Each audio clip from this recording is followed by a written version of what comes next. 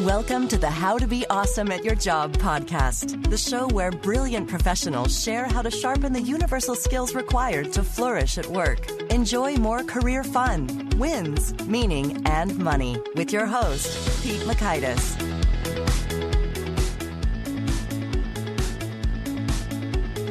All right. Well, I think you're going to enjoy this next guest. We do some deep thinking. We get kind of conceptual and dig deep into the nature of the mind and concepts and principles when talking about productivity. And that's just how Ben Elijah of inkandben.com likes to roll. So I think you'll enjoy this, and you're going to learn, one, the importance of context in your day-to-day to-do list and how you can use it most effectively.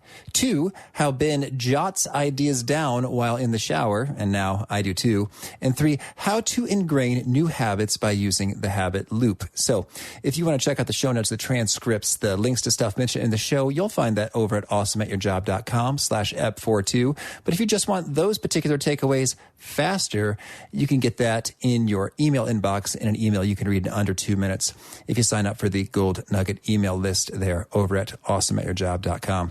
A bit about Ben. He is the author of The Productivity Habits, and he studies how our relationship with information affects the way we live and work. As a writer who straddled science and the arts, Ben has a uniquely analytical approach to problems such as information overload, life goals, and well-being. Here's Ben. Ben, thank you so much for appearing here on the How to Be Awesome at Your Job podcast. My pleasure. Great to be with you. Well, so we were just chatting earlier. You say that there are reigns of biblical proportions right now in London. Yeah, it's London is not a dry city, as you may be aware, but today's been a little damp, to put it mildly. And yes, I feel like a drowned rat, but never mind. That's that's what towels are for, I suppose. Well, I've heard that rats are actually very good at swimming, so at least you're surviving. You know, there's an urban legend which is it goes something along the lines that in London you're never more than about 7 feet away from a rat on average. And I'm not entirely sure how true that is. At least I hope it's not true, given that I live on the first floor. But it wouldn't surprise me. I mean, I've seen rats in London that are about the size of cats. So yeah. Well, I'm just going to say, for the sake of that statistic, that they're including sort of underground sewer rats within the calculation. And so you're to make London seem more tidy. I'll be generous there.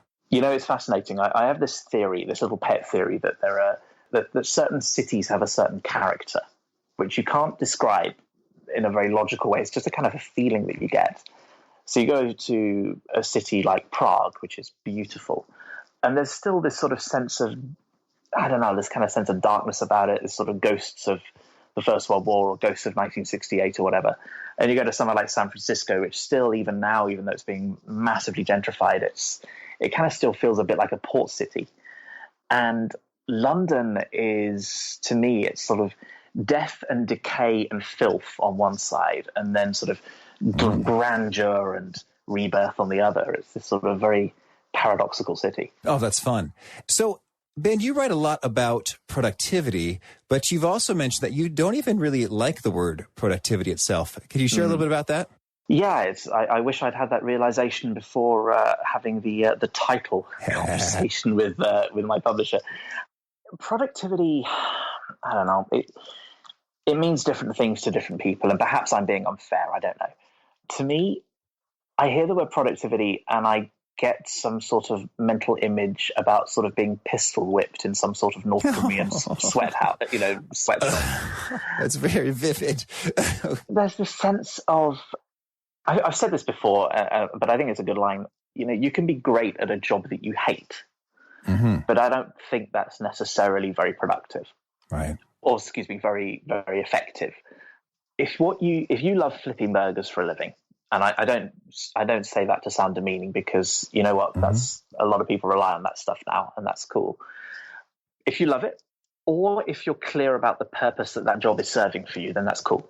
But if you want to put all of your attention into flipping more burgers per hour, I have no idea how that job works, so that's probably probably loads of people really angry at me now. But I think you get my meaning. The number of widgets that you crank out per hour. But it's not something that you deeply care about, or it doesn't serve some deeper purpose in your life, then I kind of think that you're wasting your effort. Whereas I think that if you're absolutely rubbish at something that you adore, then I actually think that's probably being more effective. Would I rather spend 2 hours working late on a project at work that I don't really care about, or would I rather spend that time with my friends? That sounds like just strictly speaking, if you look at it in terms of what you're selling to your employer, one of them is useful and one of them isn't. But if you think of it in terms of personal effectiveness and your own happiness and well-being as a human being, then you've got to consider the stuff that seems like a waste of time. Does that make sense? Absolutely. So I like this. This is kind of profound, kind of thought-provoking, getting into some meaty life matters here, as opposed to just cranking more widget matters. And so, and I think that makes a lot of sense. And I think at the same time, there is a beautiful intersection that if you love what you're doing, you are kind of naturally energized by it, engaged in it. You come up with more focus and creativity, and you're also more productive in the kind of greater output sense of the word. It's very difficult to get worse at your job. Oh. You've got to really put some effort in to get worse. If you love what you do, like, for example, I discovered that I loved writing when I was really young. I mean, I'm talking like, sort of 7 and 8. And I always wrote, and it's become a sort of a daily habit for me. And I guess I realized I went through a really tough time in my late teens. Weirdly enough, at that point, I wanted to become a scientist, specifically an astrophysicist, which remains a passion of mine. But my inability to do calculus kind of screwed me up there, I suppose. But, just having this sort of daily practice of something that I adored, and it developed, and, suddenly a hobby that you start getting better and better at because you love it has become a career for me. And what's quite interesting is that I guess I look back on the stuff that I did in the past, and writing is very easy because you can very easily inspect the work that you've done in the past. I guess if you're a gardener, that's a little more difficult. But, I look back at the stuff I wrote. Hell, I even look back at the writing I put into the productivity habits. And for various reasons, some of the bits I cringe. Some of them are editing issues, which were ironed out in later print runs, which was a painful topic for me. I've been there. Oh, yeah. I understand. But I look back on this stuff and I cringe, not because I think I did a bad job, but because I'm a better writer than I was 2 years ago. Yeah. And I think in 2 years' time, I'll look back on what I'm writing today and I'll think it sucks. And that's good because it means I'm getting better. Absolutely. Well, this is good. I totally agree with that. And that's the story. And you can't just sort of wait forever and do nothing until you're a supermaster, or then you'll never become the supermaster. So there's a fun kind of duality, or I don't know if that's a word, or yin yang. There's a fluidity to what you're saying there. And that's cool. So tell us then, you've shared 8 habits inside the productivity habits. What would you say are some of the most essential in terms of they're very powerful and yet they're also rarely practiced? Well, actually, I disagree that they're rarely practiced. Oh. I think that they're not practiced necessarily in the right way, and they're not practiced consistently. And that's the problem. The most important one, and if you want a quick and dirty, I won't say trick, but a quick and steady on. But a quick and dirty habit that you can implement, which will have a big impact on your effectiveness. And it's the first one, which is capturing, which is getting stuff out of your head. And I'm not the only person to talk about this. I mean, David Allen's Getting Things Done was a massive inspiration, and I credited that in the book. I didn't want the book to feel derivative because there's a lot of original research and thinking in there. But honestly, David Allen, read him. Yeah. Getting stuff out of your head. Everyone knows how to write a list. Like most people who can write can make a list. This isn't difficult. But to get to a point where you've habitualized it, right? That's difficult. So rather than, if you have an idea and you want to get it out of your head, not because you know it's the right thing to do, but because you can't do anything else, you're almost compelled to do it because it's become a habit. That's what you want to aim for. And I've said this before, to me, it's something I feel almost naked if I don't have some way of capturing information on my person at all times. I actually installed a waterproof notepad in my shower. Oh, I love the intensity. That's cool. But you have to. And I don't know what it is. Maybe it's just like one tends to shower shortly after waking up. And If you've had a chance to, sleep on something, and I don't know, maybe there's something to do with the sensory experience of being in a shower, but you come up with tons of ideas. Everything from small, buy this thing for my friend's birthday, or this is a great line of dialogue for my novel, or whatever. One of the biggest frustrations, and I'm sure I'm not the only person who feels this way, but one of my biggest frustrations is when you have a fantastic idea and then 30 seconds later or a minute later, it's gone, it's lost. Yeah. And you spend the next 10 minutes trying to go through your brain, trying to reconstruct this great idea. And sometimes you just have to let it go. And I think that's a waste. And what's quite interesting is when you start capturing information, and then crucially afterwards, you get consistent at reviewing it and processing it and adding, as David Allen would say, sort of adding meaning to it or clarifying it. The effect is very interesting. It's almost like adding your past brain, the capabilities of your past brain to your present brain. That's a very weird and almost cliche way of describing it, but it's the best I can do. I don't think I've heard it before, so I'm either out of the loop or it's not at all cliche. It's the sort of thing that could be a cliche. You have this wonderful effect of, rather than relying on what you're doing right now to inform your own creativity and anything that you happen to have internalized in your memory, if I capture literally everything and I got a way of retrieving it when I need it, that's bloody powerful. Mm-hmm. Because it means that I'm no longer relying on my head. My brain is now absolved of its responsibility to store information. The job of my brain at that point then is just synthesizing new information. And that's what the human brain evolved to do. Oh, that's good. And I love absolution. I just went to confession this morning. So that's awesome. That's beautiful. That's that piece there. So I want to touch base on something before we dig into some follow-ups. First of all, this waterproof shower notepad situation, how do I get my hands on one of them? Aquanotes on Amazon. Aquanotes. Okay. Beautiful. Honest, I just buy like half a dozen at a time. Okay. Very good.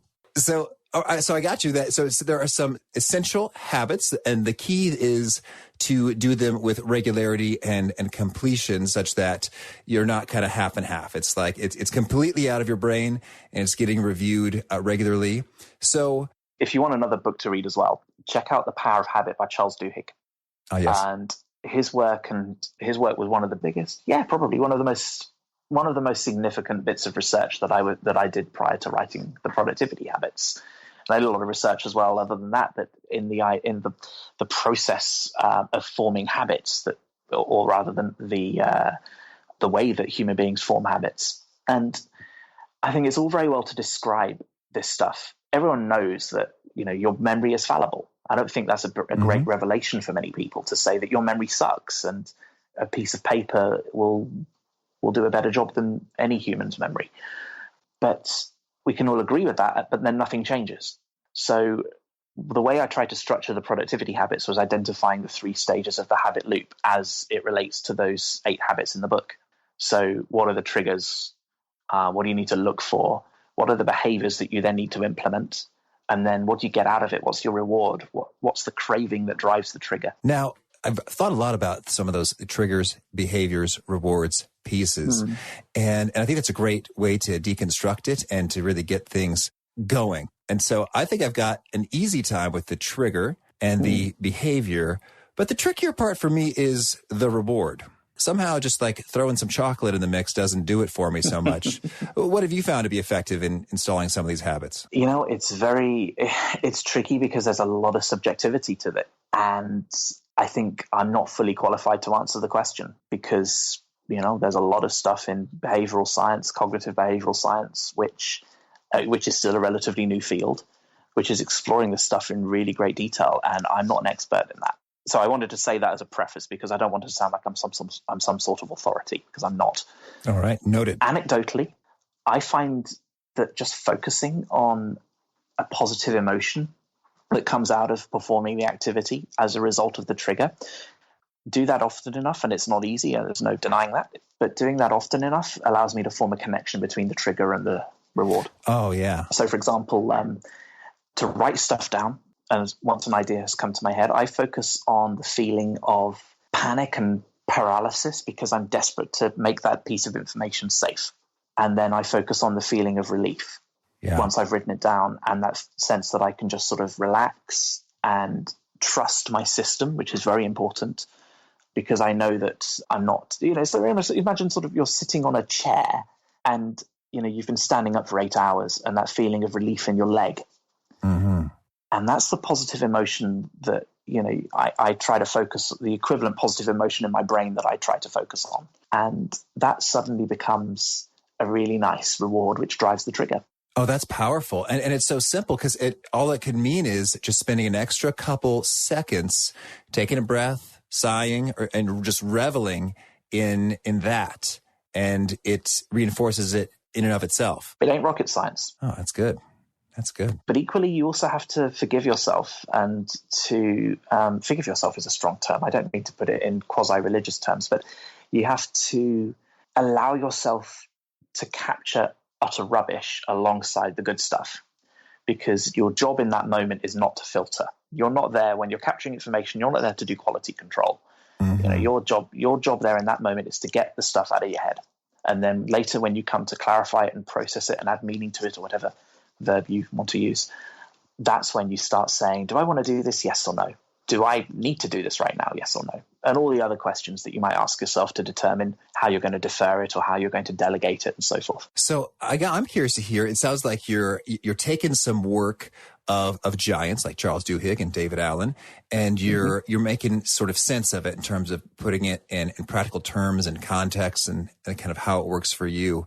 I'd love to hear, because I've had my own experience of this while writing books, is that you're kind of doing a lot of good synthesizing of other pieces and adding meaning and context to them. And there are other things in the book that's just like, whoa, I'm not quite sure where that came from. It came from the depths of me. It's original and fresh and beautiful and unique. Could you share with us what are some of those nuggets, some Ben Elijah originals that you're pretty proud of in your work? So I am really interested in the idea of context in like the getting things done sense. This idea of an environment which enables you or constrains you. Right. Like the calls or computer or office, you have to be there in order to do it. Exactly. Now, I have a constraint which some people might not have, which is emotional or mental. I have bipolar affective disorder. And I'm very fortunate that I have a relatively mild case of it. So there are people out there that have it far worse than I do. But the result is that for me, my emotional state is as much a part of my reality as space and time. And what was quite interesting when I was doing the research for the productivity habits is that actually mood or thought will manifest itself in very different ways for different people, but it's sort of similarly, it's a variable which is there for everybody, or at least almost everybody. And when I think about context, I think about really it's an interplay of three things, which is space, time, and thought. So any situation that you find yourself in is a function of space, time, and thought. And that led me to develop a concept called the context triangle. And it's my attempt to build a sort of unified field theory of context, if I can use those terms. And I actually put a blog post up on my site. If you want to take a look at that, you don't have to buy the book to get into the concept. Although if you want to buy the book, I won't stop you. And what it allows you to do is say, okay, I've got space, time, and thought. So let's say space and time define the resources that I've got available to me. Mm-hmm. So a resource could either be fixed or floating. So chances are my smartphone is probably a floating resource. It's with me at all times. Oh, okay. Floating with you, not attached to a particular location. Yeah, I mean, if floating I'm sort of recycling computer science terms here, but yeah, so a floating resource is something that I've got with me at all times, all right, or is available to me at all times, or most times. And there are degrees of floating and fixed, so it's like a continuum. So my father is a fixed resource, because if I need to do something which depends on the presence of my father, then I've got to be with my father, and I'm not with my father at all times. Right. I got to go around to his house, or I got to arrange to meet him, or whatever. That's quite an interesting thing. But as far as thought and time are concerned, these can define things like the amount of information in your environment, and they can define your mood. They can define a lot of things, and that can relate to the amount of creativity that you can throw at a problem. Mm-hmm. Yeah. And you could look at space and thought as well. Well, that can determine other things about your environment that relates to your attention. So you can then start thinking of availability being fixed or floating. You can then start thinking of creativity being like open or closed. If you should Google for a John Cleese talk on creativity, by the way, which is worth looking at to think about open modes of creativity and sort of closed modes as well. And your attention can be deep and shallow. So we've got availability, creativity, and attention. Any task that you can define can be described in those terms. So any task that you might have, everything from buy a box of chocolates for mum or, write the next great novel, they'll all have a particular requirement of availability, creativity, and attention. And if you can then relate all of the situations that you find yourself in your life, everything from 5 minutes in the cafe to sitting in the office to date night with your partner, each of those has another particular combination. So if you can match up your tasks to your situations, the context triangle basically allows you to make that connection. Does that make sense? Make the connection of what's most appropriate to be done here? Yeah, exactly. Uh-huh. So, if I've got a really important, I've used this example before, but if I've got a really important phone call to make, so that requires a phone, a working phone. It requires probably a certain degree of closed creativity because I need to be maybe quite focused on it rather than being open and associative. And it requires deep attention. So I'm on a plane and that plane's just taken off. Might be a really important phone call, but what can I do about it right now? Right. Very little. So I might then say, okay, well, in 4 hours, I'm going to be sitting in a cafe near the airport or in the airport with half an hour to kill. Great.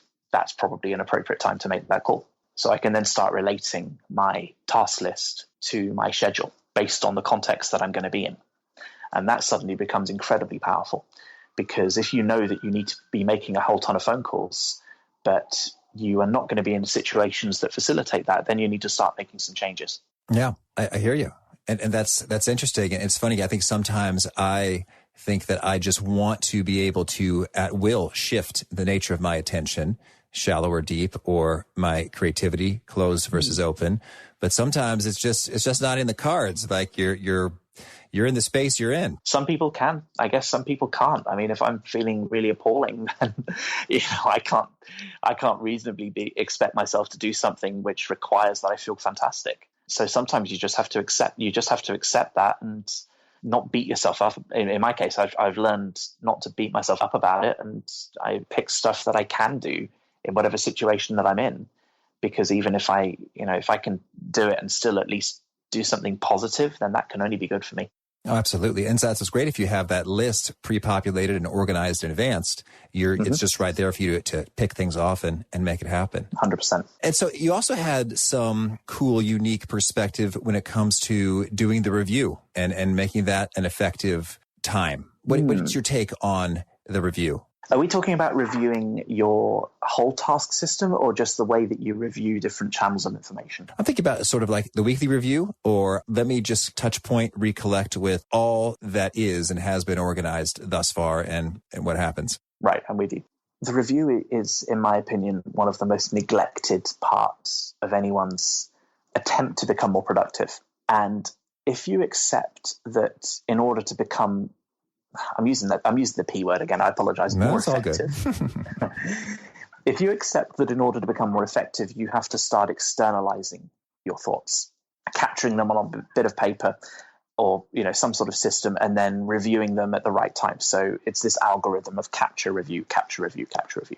If you accept that it's necessary to store stuff outside of your head, then the review with some sort of interval becomes absolutely critical. And it's something which is quite difficult for people to adopt simply because it takes a lot of effort and there's no immediate payoff. Right. So I guess, hey, we're all mature, intelligent adults. We got to do it. What you do is very simple. Is you just got to go through all of your projects that are outstanding and make sure that there is at least some task in there which means that it's alive. If there's a project which is stale, in other words, there's just nothing left to do, or there are tasks that are overdue, perhaps, or you're not going to be in a situation to do any of them, and yet the project needs to be moved on, then being able to just sort of zoom out and take a view of your whole sort of life and how many projects you're doing and their status, that just means that you can make sure that the system is clean and it's tidy and that it accurately matches the work that you need to be doing.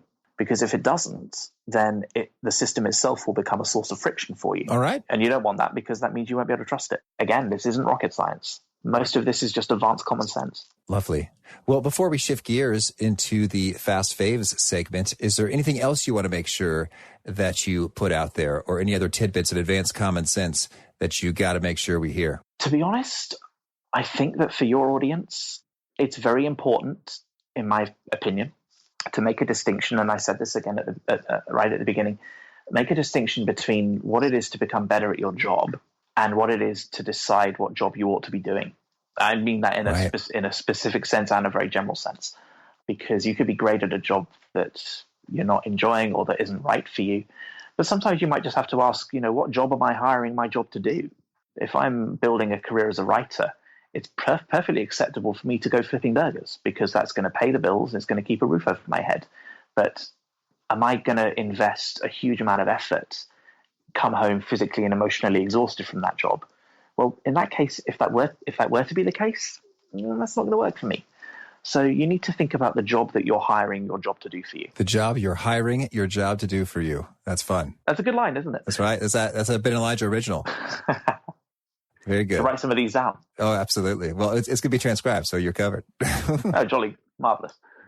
Well, let's hear a few of your favorite things then. Could you open us up with a favorite quote, something that you turn to again and find inspiring? Oh, God. I'm really bad at quotes. There's a wonderful Winston Churchill quote, which was something along the lines of a woman said to him once, Sir, if I were your wife, I would put poison in your coffee. To which he replied, Madam, if you were my wife, I would drink it. And it's the witty bon mot, and I've always found that rather charming. Oh, fun, thank you. And how about a favorite study or piece of research you find yourself thinking about or referencing often? It's got to be the discovery of the Higgs boson. All right. Seriously. It's the human race at its absolute finest.